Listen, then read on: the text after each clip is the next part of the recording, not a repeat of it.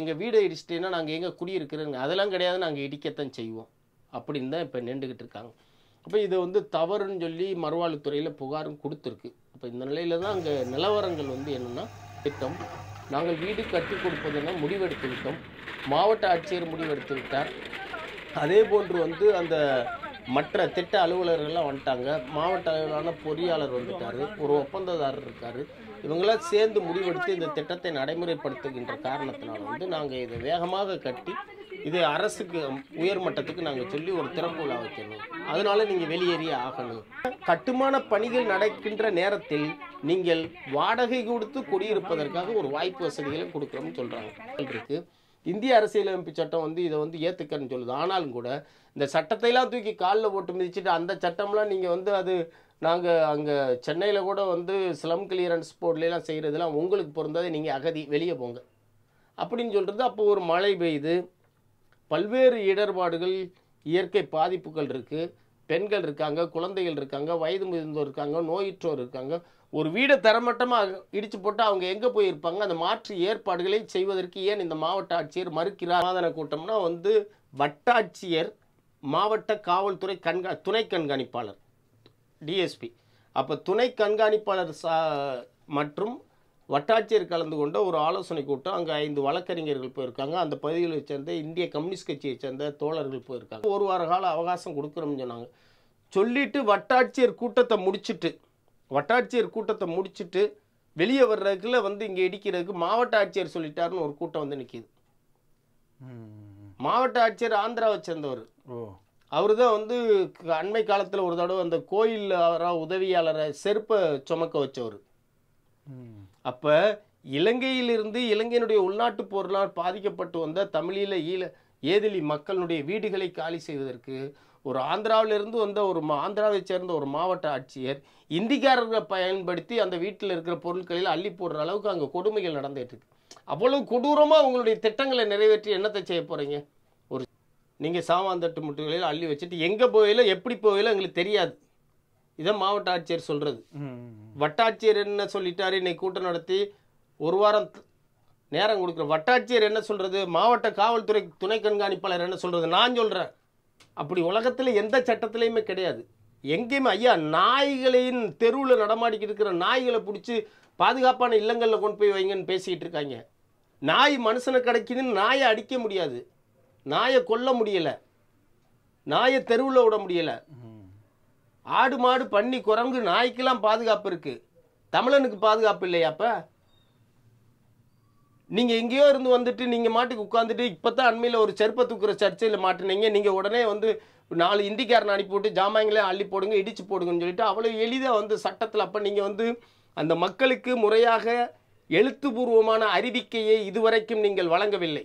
அப்போ இது சட்ட ரீதியாக இதை எதிர்கொள்ளணும், மக்கள் மன்றத்தில் இது எதிர்கொள்ளப்படும், அரசியல் ரீதியாகவும் இப்பிரச்சனை எழுப்பப்படுங்கிறத நம்ம இந்த நேரத்தில் பதிவு செய்ய விரும்புகிறோம். மாவட்ட ஆட்சியர் இந்த யதார்த்த அதிகாரமான இந்த போக்கை கைவிட வேண்டும், அந்த மக்களை அழைத்து பேச வேண்டும், அவர்களுடைய கருத்துக்களை கேட்க வேண்டும்.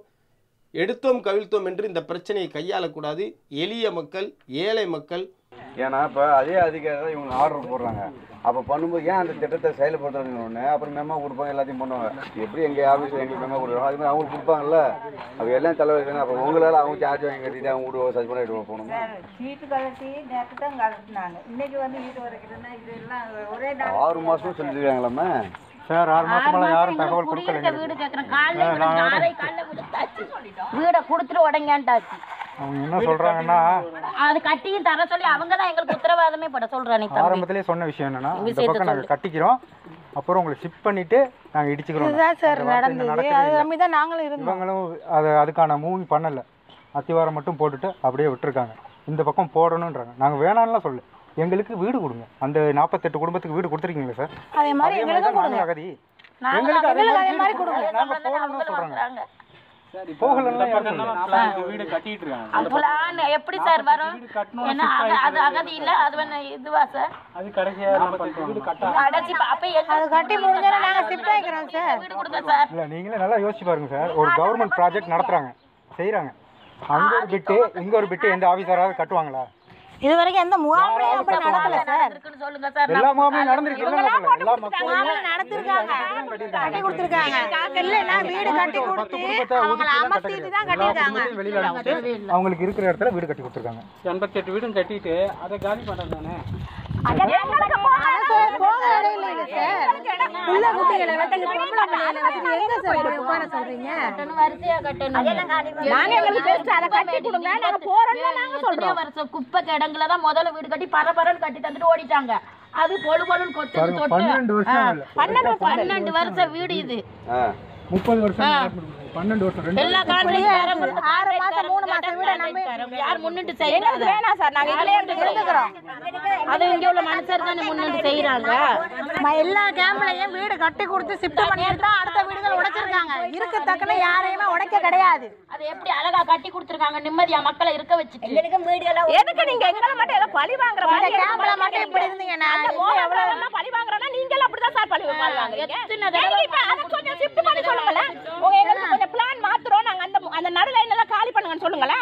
ஒரு சொல்லி பாருங்க, ஒரு 5 நிமிஷம் சொல்லி பாருங்க. சொன்னவங்க வெளிய போறவங்க சொன்னாங்க 10 குடும்பம் காலி பண்ணி வானக்கோட்டையில கட்டணும் ஒத்துக்கலையே. நாங்க ஒத்துக்கிட்டோம் சார். நாங்க சொல்லல. ஒரு ஆளு நாங்க வர சொல்றோம். இப்ப சொல்றோம் நாங்க 40 குடும்பத்துக்கு வானக்கோட்டையில கட்டுங்க. நாங்க போறோம் சார். எங்களுக்கு 40 குடும்பத்துக்கு அங்கேயும் போக மாட்டேன், இங்கேயும் நாங்க கிடையாது.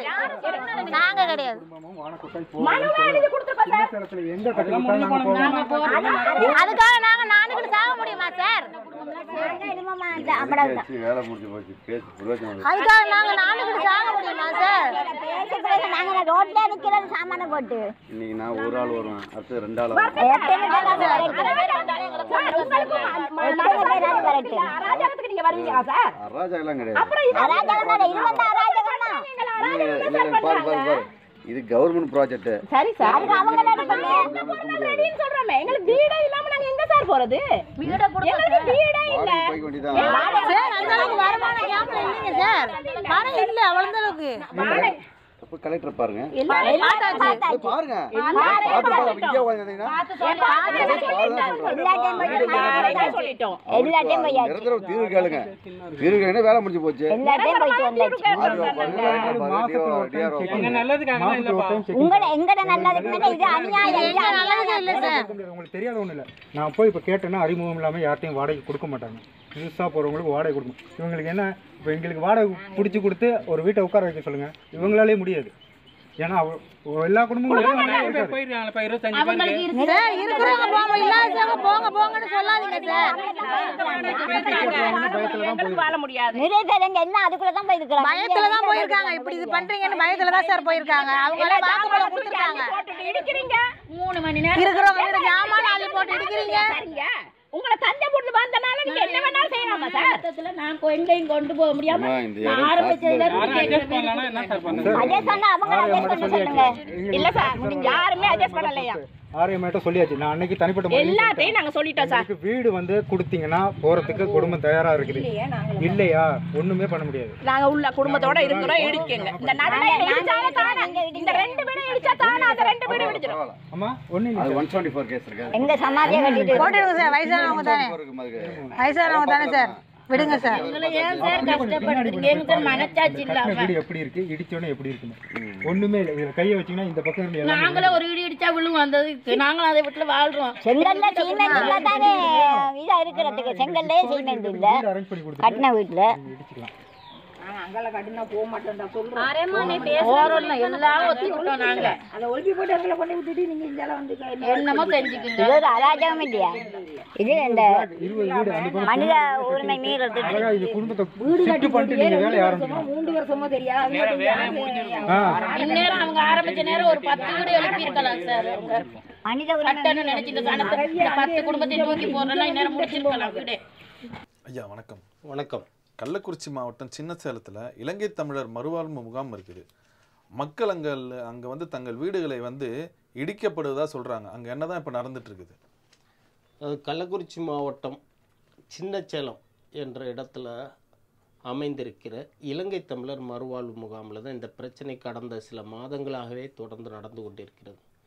அதனால் தமிழக அரசு தங்களுடைய பல்வேறு திட்டங்களில் கடந்த சில ஆண்டுகளுக்கு முன்னர் இலங்கை தமிழர்களுடைய வாழ்க்கையில் நாங்கள் மறுமலர்ச்சியை கொண்டு வர போகிறோம் என்று சொல்லி இலங்கை தமிழர் அகதிகள் முகாம் என்ற பெயரை இலங்கை தமிழர் மறுவாழ்வு முகாம் அப்படின்னு மாற்றினாங்க.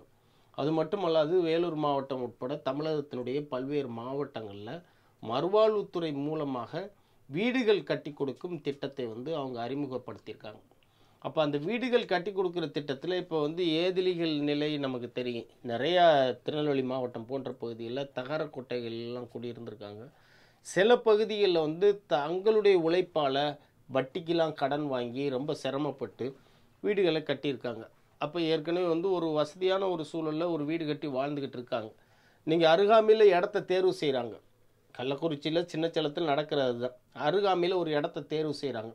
தேர்வு செஞ்சு மாவட்ட ஆட்சியர்லாம் போய் பார்வையிட்டாங்க. சென்னையிலேருந்து மறுவாழ்வுத்துறையிலேருந்து போய் அதிகாரிகள் பார்வையிட்டாச்சு. வீடு கட்டுவதற்கு இவங்க ஒப்பந்ததாரர்களை நியமிச்சிட்டாங்க. மாவட்ட ஆட்சியர் மற்றும் வந்து வட்டாட்சியருடைய கண்காணிப்பின் கீழ் அதுக்கு வந்து அந்த வட்ட பிடிஓ அப்படின்னு சொல்கிறாங்கல்ல, அப்போ அவங்களும் சேர்ந்து இந்த வேலையை வந்து ஆரம்பித்து வேலை போய்கிட்டு இருக்கு. இந்த நிலையில் தான் என்ன செய்கிறாங்கன்னா, அந்த மக்களுக்கு வந்து மாற்று ஏற்பாடுகளை செய்யாமல் இடிக்கணும் அப்படின்னு அரசு அதிகாரிகள் நெருக்கடி கொடுக்குறாங்க. அப்போ முதியோர்கள் இருக்காங்க, கால்கை வந்து விளங்காதவங்க இருக்காங்க, நடமாட முடியாதவர்கள் இருக்காங்க, குழந்தைகள் இருக்காங்க, பள்ளிக்கூடம் வந்து நாளை கழித்து தொடங்க போகுது. அப்போ இந்த நிலையில் நீங்கள் எங்கள் வீடை இடிச்சிட்டீங்கன்னா நாங்கள் எங்கே குடியிருக்கிறோங்க, அதெல்லாம் கிடையாது, நாங்கள் இடிக்கத்தான் செய்வோம் அப்படின்னு தான் இப்போ நின்றுக்கிட்டு இருக்காங்க. அப்போ இதை வந்து தவறுன்னு சொல்லி மறுவாழ்வுத்துறையில் புகாரும் கொடுத்துருக்கு. இப்போ இந்த நிலையில் தான் அங்கே நிலவரங்கள் வந்து என்னென்னா, எங்களுக்கு 28 வீடுகள் தான், ஒரு 28 வீடு இருக்கிற பகுதியத்தை இடிக்கிறாங்க. அப்படி இடிக்கக்கூடாது அப்படின்னு அங்கே இருக்கிற இலங்கை தமிழர் மறுவாழ்வு முகாமில் இருக்கிற ஏதிலிகள் சொல்கிறாங்க. இடிச்சே தீர்வோம்னு அரசு அதிகாரிகள் சொல்கிறாங்க. அப்போ இடிப்பதாக இருந்தால் முன்கூட்டியே வந்து தகவல் சொல்லியிருக்கணும். அப்படி தகவல் சொல்லலை. மாற்று ஏற்பாடுகள் செஞ்சு கொடுக்கணும், அதுவும் செஞ்சு கொடுக்கல. இடிங்க, நாங்கள் உங்களுக்கு, நீங்கள்லாம் ஏதிலிகள், உங்களுக்கு நாங்கள் வீடு கட்டி கொடுப்போம், வெளியே போங்க அப்படின்னு நிற்கிறாங்க. இப்போ இது குறித்து மறுவாழ்வுத்துறை ஆணையத்திடம் வந்து புகார் எதனாச்சும் நீங்கள் தெரிவிச்சிருக்கிறீங்களா? இல்லை, மறுவாழ்வுத்துறை அலுவலகத்தில் அந்த பாதிக்கப்பட்ட தரப்பை சேர்ந்த பெண்களே வந்து மறுவாழ்வுத்துறை இயக்குனர் அலுவலகத்தில் வந்து புகார் தெரிவிச்சிருக்காங்க. கடந்த மாதத்திலேருந்தே தொடர்ச்சியாக புகார் தெரிவிச்சிட்டு இருக்காங்க. இது மறுவாழ்வுத்துறையினுடைய கட்டுப்பாட்டில் தான் இது நடக்குது. அதுக்கு ஒரு அமைச்சர் இருக்கார், அமைச்சர் மஸ்தான் இருக்கார், அவங்க அலுவலகத்துக்கு தெரியும். அப்போ மறுவாழ்வுத்துறை அலுவலகத்தை பொறுத்தவரையில் எப்படி பார்க்குறாங்கன்னா, இது ஒரு அரசு திட்டம், நாங்கள் வீடு கட்டி கொடுப்பதென முடிவெடுத்து விட்டோம், மாவட்ட ஆட்சியர் முடிவெடுத்து விட்டார், அதே போன்று வந்து அந்த மற்ற திட்ட அலுவலர்கள்லாம் வந்துட்டாங்க, மாவட்ட அளவிலான பொறியாளர் வந்துட்டார், ஒரு ஒப்பந்ததாரர் இருக்கார், இவங்களாம் சேர்ந்து முடிவெடுத்து இந்த திட்டத்தை நடைமுறைப்படுத்துகின்ற காரணத்தினால வந்து நாங்கள் இதை வேகமாக கட்டி இதை அரசுக்கு உயர்மட்டத்துக்கு நாங்கள் சொல்லி ஒரு திறப்பு விழா வைக்கணும், அதனால நீங்கள் வெளியேறியே ஆகணும் அப்படிங்கிறதுல அவங்க குறியாக இருக்காங்க. அப்போ அமைச்சர் முதற்கொண்டு கீழலில் உள்ள வட்டாட்சியர் வரைக்கும் இந்த பிரச்சனையினுடைய சிக்கல்கள் புரியும். அவங்க அந்த மக்களை வெளியேற்றுறதுல அல்லது வீட்டை உடைக்கிறதுல குறியாக நிற்கிறாங்க. வீடுகளில் கிட்டத்தட்ட 2 வீடை நேற்று முந்தா நாள் இடிச்சிட்டாங்க. தினந்தோறும் பிரச்சனைகள் போய்கிட்டே இருக்குது, இடிச்சிட்டாங்க. அப்போ மீதம் வந்து ஒரு 28 வீடுகள் 2 வீடு அடிச்சிட்டாங்கன்னா 26 வீடு இருக்குது. அப்போ பக்கத்து வீடுகள் பாதிப்பாகுது, பெண்கள் குழந்தைகள் உள்ளே இருக்கும். இன்றைக்கி மின்சாரத்தை நிறுத்திட்டாங்க, மின்சாரத்தையில் நிறுத்திட்டாங்க. நாளை காலையில் 10 மணிக்கெல்லாம் நாங்கள் எல்லாத்தையும் இடித்து காலி பண்ணிடுவோம், நீங்கள் வெளியேறியே ஆகணும் அப்படின்னு நிற்கிறாங்க. அப்போ வாய்ப்புகள் வழங்காமல் வந்து அவங்கள வெளியேற்றுவது எப்படி சரி அப்படிங்கிற கேள்வியில் தான் இப்போ சிக்கலாக இருக்குது. இலங்கை தமிழ் அகதிகளுக்கு தமிழகத்தில் இல்லை இந்தியாவில் சட்ட பாதுகாப்பு இருக்கிறதா? இல்லை, இப்போ இந்த பிரச்சனையோடு அவங்க என்ன சொல்கிறாங்கன்னா, பொதுவாக இப்போ குடிசை மாற்று வாரியம் இருந்துச்சு, குடிசை மாற்று வாரியத்தினுடைய பெயர் தற்பொழுது நகர்ப்புற வாழ்விட மேம்பாட்டு வாரியம்னு மாற்றப்பட்டிருக்கு. அப்போ சென்னை போன்ற பெருநகரங்களில் வந்து வசிக்கின்ற மக்கள் தங்களுடைய வசிப்பிடங்களில் வந்து வெளியேற்றப்படுகிறார்கள் அல்லது இடித்து தரைமட்டமாக்கப்படுது. அவ்வாறு இடிப்பதற்கு முன்பாக அந்த மக்களுக்கு ஒரு அறிவிப்பு சொல்லப்படுது, ஒரு அறிவிப்பு கொடுக்குறாங்க. இத்தனாம் தேதி உங்கள் குடியிருப்பை நாங்கள் வந்து இடிக்கிறோம், நீங்கள் காலி செய்தாகணும், முன்கூட்டி ஒரு அறிவிப்பு கொடுக்கிறார்கள். அறிவிப்பு கொடுப்பதற்கு முன்பாக இந்த இடத்தில் உங்களுக்கு ஒரு வீடு ஒதுக்கீடு செய்யப்பட்டிருக்கின்ற ஒரு ஒதுக்கீட்டு ஆணையம் கொடுக்குறாங்க. ஆமாம். அதுக்கடுத்து இன்னொன்று என்ன செய்கிறாங்கன்னா, இந்த கட்டுமான பணிகள் நடக்கின்ற நேரத்தில் நீங்கள் வாடகை கொடுத்து குடியிருப்பதற்காக ஒரு வாய்ப்பு வசதிகளும் கொடுக்குறோம்னு சொல்கிறாங்க. இப்போ இந்த மக்கள் போயிட்டு எல்லாமே செய்யாமல் இப்படி நீங்கள் எல்லாம் ஏதிரிகள், இந்தியாவில் உள்ளவங்க உங்கள் சட்டம் உங்களுக்கு பொருந்தாது அப்படின்னு சொல்கிறாங்க. அப்போ ஏதிலிகளாக இருந்தாலும் வந்து இந்தியாவினுடைய அரசியலமைப்பு சட்டம் வழங்கியுள்ள அடிப்படை உரிமைகள் அவங்களுக்கு உரியது தான். உலகளாவிய அளவில் ஏதிலிகள் சட்டம் இருக்குது. இந்தியாவில் வந்து ஏதிலிகள் சட்டத்தில் இந்திய அரசு ஒரு தஞ்சம் அளிப்பதற்கான சட்டம் அல்லது அகதிகளுக்கான சட்டத்தில் கையெழுத்திடாவிட்டாலும் கூட உலகளாவிய மனித உரிமை பிரகடனம் இருக்கிறது. சிவில் மற்றும் அரசியல் உரிமைகளுக்கான பன்னாட்டு உடன்படிக்கையை இந்தியா ஏற்றுக்கொண்டிருக்கிறது. சித்திரவதைகளுக்கு எதிரான பன்னாட்டு உடன்படிக்கையில் இந்தியா கையெழுத்து போட்டிருக்கு. அப்போ பன்னாட்டு சட்டங்கள், மரபுகள், மதிப்பீடுகள், மனிதநேய சட்டங்கள்லாம் நிறையா இருக்குது. இந்தியாவினுடைய அரசியலமைப்பு சட்டத்தினுடைய பிரிவு 21 மற்றும் பல்வேறு பிரிவுகளில் வந்து இதுபோன்ற அயலவர்களாக இருந்தாலும் அகதிகளாக இருந்தாலும் அவர்களுக்கு பாதுகாப்பு அளிக்கப்பட வேண்டும் என்று உயர்நீதிமன்ற உச்சநீதிமன்ற தீர்ப்புகள் இருக்குது, இயற்றப்பட்ட சட்டங்கள் இருக்குது. இந்திய அரசியலமைப்பு சட்டம் வந்து இதை வந்து ஏற்றுக்கன்னு சொல்லுது. ஆனாலும் கூட இந்த சட்டத்தையெல்லாம் தூக்கி காலில் போட்டு மிதிச்சுட்டு அந்த சட்டம்லாம் நீங்கள் வந்து அது நாங்கள் அங்கே சென்னையில் கூட வந்து ஸ்லம் கிளியரன்ஸ் போர்ட்லாம் செய்கிறதுலாம் உங்களுக்கு பொருந்தாது, நீங்கள் அகதி வெளியே போங்க அப்படின்னு சொல்கிறது. அப்போ ஒரு மழை பெய்யுது, பல்வேறு இடர்பாடுகள், இயற்கை பாதிப்புகள் இருக்குது, பெண்கள் இருக்காங்க, குழந்தைகள் இருக்காங்க, வயது முதிர்ந்தோர் இருக்காங்க, நோயுற்றோர் இருக்காங்க. ஒரு வீடை தரமட்டமாக இடித்து போட்டால் அவங்க எங்கே போயிருப்பாங்க? அந்த மாற்று ஏற்பாடுகளை செய்வதற்கு ஏன் இந்த மாவட்ட ஆட்சியர் மறுக்கிறார் அப்படிங்கிறத இப்போ கேள்வியாக இருக்குது. இன்று அதாவது 31/5/2024 இன்னைக்கு இப்போ அங்கே என்ன நடந்துக்கிட்டு இருக்குது? இல்லை, இப்போ வந்து இன்றைக்கி ஒரு சமாதான கூட்டம் நடத்தியிருக்காங்க. சமாதான கூட்டம்னா வந்து வட்டாட்சியர், மாவட்ட காவல்துறை துணை கண்காணிப்பாளர் டிஎஸ்பி, அப்போ துணை கண்காணிப்பாளர் மற்றும் வட்டாட்சியர் கலந்து கொண்ட ஒரு ஆலோசனை கூட்டம். அங்கே 5 வழக்கறிஞர்கள் போயிருக்காங்க. அந்த பகுதிகளை சேர்ந்த இந்திய கம்யூனிஸ்ட் கட்சியை சேர்ந்த தோழர்கள் போயிருக்காங்க. போய் பேச்சுவார்த்தை நடத்துகிறாங்க. பேச்சுவார்த்தையில் வட்டாட்சியர், காவல்துறை துணை கண்காணிப்பாளரும் ஒரு வாரம் உங்களுக்கு வந்து கால அவகாசம் கொடுக்கிறோம், அந்த ஒரு வார கால அவகாசம் கொடுத்ததுக்கு நீங்கள் வந்து காலி பண்ணிட்டு போய்க்கிறங்க அப்படின்னு சொல்லிட்டு சொல்கிறாங்க. அப்போ அந்த கால அவகாசத்துக்கு பின் கொடுக்கப்பட்டாலும் அவங்க எங்கே போவாங்கன்னு தெரியல. இப்போ வந்து மாதம் வந்து மூத்தவர்களுக்கு 1500 ரூபா கொடுக்குறீங்க, கொஞ்சம் சர்க்கரை கொடுக்குறீங்க, கொஞ்சம் மண்ணெண்ணெய் கொடுக்குறீங்க, கொஞ்சம் அரிசி கொடுக்குறீங்க, இப்படி சில வந்து ரொம்ப சொற்பமான அற்பமான சில விடயங்கள் மட்டும்தான் வந்து ஏதிலிகளுக்கு வழங்கப்படுது. அது ஒரு பெரிய வந்து ஒரு இதாக நம்ம பார்க்க முடியாது. அப்போ அதை வாங்கிக்கிட்டு உயிர் வாழ்ந்து கொண்டிருக்கின்ற அல்லது வாழ்க்கை நடத்தி கொண்டிருக்கின்ற அருகாமையில் உள்ள இடங்களுக்கு சென்று கூலி வேலை, இப்போ அவங்க படித்தாலும் அவங்களுக்கு யாருக்கும் வேலையும் கொடுக்க போகிறது கிடையாது. நீங்கள் அரசு வேலை 40 ஆண்டுகள் ஆகி அவங்களுக்கு குடியுரிமை இல்லை. அப்படிப்பட்ட மக்கள் எங்கே போய் நிற்பாங்க, எங்கே குடியிருப்பாங்கன்னு தெரியல. இருந்தாலும் ஒரு வார கால அவகாசம் கொடுக்குறோம்னு சொன்னாங்க. சொல்லிவிட்டு வட்டாட்சியர் கூட்டத்தை முடிச்சுட்டு வெளியே வர்றதுக்குள்ள வந்து இங்கே இடிக்கிறதுக்கு மாவட்ட ஆட்சியர் சொல்லிட்டாருன்னு ஒரு கூட்டம் வந்து நிற்கிது. மாவட்ட ஆட்சியர் ஆந்திராவை சேர்ந்தவர். அவரு தான் வந்து அண்மை காலத்தில் ஒரு தடவை அந்த கோயில் உதவியாளரை செருப்பை சுமக்க வச்சவர். அவர் தான் இந்த பிரச்சனைக்கு வந்து இப்போ இடிக்க அவர் தான் வந்து செருப்பை தூக்கிட்டு போங்கன்னு சொல்லி அது ஒரு சர்ச்சையாச்சு.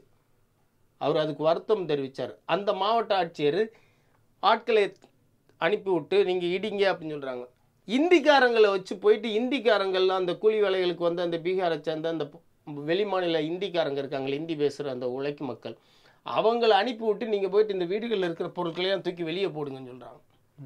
அப்போ இலங்கையிலிருந்து இலங்கையினுடைய உள்நாட்டு போரெலாம் பாதிக்கப்பட்டு வந்த தமிழீழ ஏதிலி மக்களுடைய வீடுகளை காலி செய்வதற்கு ஒரு ஆந்திராவிலிருந்து வந்த ஆந்திராவை சேர்ந்த ஒரு மாவட்ட ஆட்சியர் இந்திக்காரர்களை பயன்படுத்தி அந்த வீட்டில் இருக்கிற பொருட்களில் அள்ளி போடுற அளவுக்கு அங்கே கொடுமைகள் நடந்துட்டு இருக்கு. அவ்வளவு கொடூரமாக உங்களுடைய திட்டங்களை நிறைவேற்றி என்னத்தை செய்ய போகிறீங்க? ஒரு சிறிய வீடு கட்டி கொடுக்க போகிறீங்க, பெரிய பாலாறு தேனாறு ஓட போகிறது கிடையாது, அவங்களுக்கு குடியுரிமை கிடைக்க போகிறது கிடையாது, அவங்களுக்கு நீங்கள் அரசு வேலை கொடுக்க போகிறது கிடையாது. ஏதோ பஞ்சை பராரிகளாக இந்த நாட்டில் வாழ்ந்துட்டு இருக்க, குறைஞ்சபட்சம் ஒரு நிம்மதியாவாச்சு அவங்களை இருக்க விடணும்ல. அப்போ இதில் மாவட்ட ஆட்சியர் உட்பட வட்டாட்சியர் உட்பட, அப்போ ஒப்பந்ததாரர்னு யாரோ ஆத்தூரை சேர்ந்த ஒரு நபர் இருக்கிறார், ஒரு ஒப்பந்ததாரர், கான்ட்ராக்டு திட்டத்தை வந்து ஒருத்தர் ஒப்படைக்கிறாங்க. இவ்வளவு அவசர கதியில் ஏன் நடக்கணும்? அப்போ தேவையில்லாத ஐயப்பாடுகள் வருது. அப்போ 7 கோடி மதிப்பிலான ஒரு திட்ட மதிப்பீடுன்னு சொல்கிறீங்க. அப்போ இந்த திட்ட மதிப்பீடில் என்ன குறைகள், என்ன நிறைகள், ஏன் இவ்வளோ அவசரம்? பாதியாக தான் கட்டி கொடுத்துட்டா என்ன குறைஞ்சி போயிடும்? ஒரு பகுதியில் குடியிருங்கன்னு சொல்லிட்டு இன்னொரு பகுதியில் கட்டி முடிச்சுட்டு ஒரு குறிப்பிட்ட பகுதி மக்களை அங்கே குடியேற்றிட்டு திருப்பி இன்னொரு பகுதியை கட்டி முடிச்சுட்டா இன்னும் இதில் நாடு தலைகளாக போகிறன்றமா ஒன்றும் கிடையாது. அப்போ ஒரு ஏதிலி மக்களுடைய உரிமைகள் மறுக்கப்படுது அப்படிங்கிறத தான் நம்ம பார்க்க வேண்டியது. அடுத்த கட்டமாக இந்த மக்களோட தீர்வாக என்ன செய்ய வேண்டும் நீங்கள் நினைக்கிறீங்க? அதாவது இப்போ என்ன பிரச்சனைனா வந்து எங்களுக்கு முகாமில் இருக்கிற 28 வீடுகளை நாளை காலையில் 10 மணிக்கு இடிச்சிருவோம், நீங்கள் எல்லோரும் வெளியே போயிடணும், நீங்கள் சாமாந்தட்டு முட்டுகளில் அள்ளி வச்சுட்டு எங்கே போயில எப்படி போயில எங்களுக்கு தெரியாது, இதை மாவட்ட ஆட்சியர் சொல்கிறது. ம். வட்டாட்சியர் என்ன சொல்லிட்டாரு, இன்னைக்கு கூட்டம் நடத்தி ஒரு வாரம் நேரம் கொடுக்குற வட்டாட்சியர் என்ன சொல்கிறது, மாவட்ட காவல்துறை துணை கண்காணிப்பாளர் என்ன சொல்கிறது, நான் சொல்கிறேன் அப்படின்னு சொல்லிட்டு நீங்கள் யாரையாச்சும் கூட்டிகிட்டு போங்க, அந்த சுற்றிட்டு இருக்கிற அந்த இந்திக்காரங்களையும் சுற்றி எல்லாத்தையும் ஜாமான்களையும் தூக்கி வெளியே போடுங்க அப்படின்னு அவர் சொல்லிட்டாரு. இப்போ மாவட்ட ஆட்சியர் நாளை காலையில் 10 மணிக்குள்ள உங்கள் வீடுகளை இடிப்போம்னு சொல்கிறாங்க. சரி, வீடுகளை இடிக்கிறதுக்கு உங்களுக்கு வந்து அந்த அளவுக்கு அவசர கதிகள், இவ்வளவு துரித கதிகள், ஒரு மறுவாழ்வுத்துறைன்னு ஒன்று இருக்குது, அதுக்கு ஒரு அமைச்சர் இருக்குது, இந்த நாட்டில் ஒரு முதலமைச்சர் இருக்கார், மறுவாழ்வுத்துறைக்கு ஒரு செயலர் இருக்கார், மறுவாழ்வுத்துறைக்கு ஒரு ஆணையர் இருக்கிறார், ஒரு வந்து துணை இயக்குனர் இருக்கிறார், மாவட்ட ஆட்சியர் இருக்கீங்க, சிறப்பு வட்டாட்சியர் இருக்கீங்க. ஒரு பெரிய அதிகார அமைப்பின் மூலமாக ஒரு மக்கள் நல திட்டத்தை நீங்கள் செயல்படுத்துறதா செய்கிறீங்க. பல்லாயிரம் கோடிகளில் வந்து நாடு முழுவதும் வந்து தமிழீழ மக்களுக்காக நாங்கள் இப்படி வீடுகளை கட்டி கொடுக்குறோம்னு சொல்கிறதுனுடைய லட்சணம் இதுதானான்னு வந்து நினைக்கிற மாதிரி தான் இந்த பிரச்சனை இருக்குது. அப்போ நீங்கள் கட்டி கொடுக்கின்ற வீடுகள் வந்து முறையான வகையில் அந்த மக்களுக்கான வாய்ப்பு வசதிகளை நிவாரணங்களை வழங்கிட்டு தான் கட்டி கொடுக்கணும். அப்படி உலகத்தில் எந்த சட்டத்திலையுமே கிடையாது. எங்கேயுமே ஐயா, நாய்களின் தெருவில் நடமாடிக்கிட்டு இருக்கிற நாய்களை பிடிச்சி பாதுகாப்பான இல்லங்களில் கொண்டு போய் வைங்கன்னு பேசிக்கிட்டு இருக்காங்க. நாய் மனுஷனை கிடைக்குதுன்னு நாயை அடிக்க முடியாது, நாயை கொல்ல முடியலை, நாயை தெருவில் விட முடியலை. ஆடு மாடு பன்னி குரங்கு நாய்க்கெல்லாம் பாதுகாப்பு இருக்குது, தமிழனுக்கு பாதுகாப்பு இல்லையாப்ப? நீங்கள் எங்கேயோ இருந்து வந்துட்டு நீங்கள் மாட்டுக்கு உட்காந்துட்டு இப்போ தான் அண்மையில் ஒரு செருப்பை தூக்குற சர்ச்சையில் மாட்டினீங்க, நீங்கள் உடனே வந்து 4 இந்திக்காரனை அனுப்பி விட்டு ஜாமான்களே அள்ளி போடுங்க, இடிச்சு போடுங்கன்னு சொல்லிட்டு அவ்வளோ எளிதாக வந்து சட்டத்தில். அப்போ நீங்கள் வந்து அந்த மக்களுக்கு முறையாக எழுத்துப்பூர்வமான அறிவிக்கையை இதுவரைக்கும் நீங்கள் வழங்கவில்லை. ஒன்று, ஏதிலிகளாக வந்தவர்கள் நாடற்ற மக்கள், அகதிகள், அவர்களுக்கு குடியிருப்பதற்கு இந்த மண்ணில் வந்து எந்த விதமான வசதி வாய்ப்பும் கிடையாது. ஏதோ ஒரு காலத்தில் நீங்கள் அனுமதித்த ஒரு இடத்தில் குடியிருந்து கொண்டு சிறிய வீடுகளை வந்து ஏதோ குருவி கூடுகளுக்கு வாழ்கிறது மாதிரி அவங்க வாழ்ந்துக்கிட்டு இருந்தாங்க. அப்படி இருந்த மக்களுடைய வீடுகளை நீங்கள் அடித்து உடச்சி வெளியே தூக்கி போட்டுருவோம், நீங்கள் எங்கேனாலும் போங்கன்னு சொல்கிறீங்க. அப்போ இதை மீறி நீங்கள் ஒருவேளை இப்படி செஞ்சீங்கன்னா அதுக்கான சட்ட விளைவுகளை சந்தித்து தான் ஆகணும். ஒரு மனித உரிமைகள் ஆணையம் இருக்குது, அகதிகளுக்கான பல்வேறு பன்னாட்டு அமைப்புகள் இருக்குது, அரசியல் இயக்கங்கள் இதை பார்த்து கொண்டிருக்கிறார்கள். ஒரு மக்களுக்கு இப்படி வாய்ப்பையே வழங்காமல் இப்படி காலி செய்தது சரியா தவறா அப்படிங்கிறது உயர்நீதிமன்றத்தில் உச்சநீதிமன்றத்தில் கேள்விக்குள்ளாக்கப்படும். உங்களுடைய கட்டுமான திட்டங்களில் உள்ள குறைகள் நிறைகள் ஏன் இந்த அவசர கதியில் யாரை திருப்திப்படுவதற்காக இவ்வளவு வேகமாக நீங்கள் செயல்படுகிறீர்கள் என்ற கேள்விகள் வரும். அப்போ இது சட்ட ரீதியாக இதை எதிர்கொள்ளணும், மக்கள் மன்றத்தில் இது எதிர்கொள்ளப்படும், அரசியல் ரீதியாகவும் இப்பிரச்சனை எழுப்பப்படுங்கிறத நம்ம இந்த நேரத்தில் பதிவு செய்ய விரும்புகிறோம். மாவட்ட ஆட்சியர் இந்த யதார்த்த அதிகாரமான இந்த போக்கை கைவிட வேண்டும், அந்த மக்களை அழைத்து பேச வேண்டும், அவர்களுடைய கருத்துக்களை கேட்க வேண்டும். எடுத்தோம் கவிழ்த்தோம் என்று இந்த பிரச்சனையை கையாளக்கூடாது. எளிய மக்கள், ஏழை மக்கள், அவங்க வந்து எந்த விதமான வசதிகளும் இல்லாமல் இந்த மண்ணில் ஏதோ தஞ்சம் புகுந்து பல ஆண்டுகளாக வந்து துன்பத்தோடு வாழ்ந்து கொண்டிருப்பவர்கள். அல்லற்பட்டு ஆற்றாது அழுத கண்ணீர் என்றே செல்வத்தை தேய்க்கும் படையின் வள்ளுவர் சொல்கிறாரு. அல்லற்பட்டு ஆற்றாது அந்த மக்கள் அழுகின்ற கண்ணீருக்கு உங்களுடைய ஆட்சி அதிகாரமெல்லாம் வீழ்ந்துவிடும். இது தவறு அப்படின்னு தான் நம்ம சொல்ல விரும்புகிறோம். நன்றிங்க. நன்றி.